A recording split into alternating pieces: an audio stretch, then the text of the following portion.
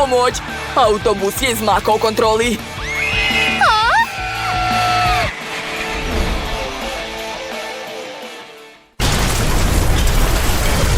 Eto šta će se desiti ako ja sednem u bus. Ma gluposti, ne boj se, Jess. Biće zabavno, svidjet će ti se. Mamice, sad ćemo se razbiti. Moram se vezati da preživim u udesu. Da, tako je bolje. Šta ako se prevrnemo? Ne, jedno kaiša nije dovoljno. Treba mi još kaciga. Jastuci. Da, ovako imam šansu da preživim.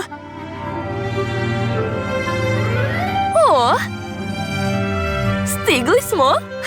Dobro smo prošli. Hej, drugari, sad čekajte mene. Ne mogu da se odvežem.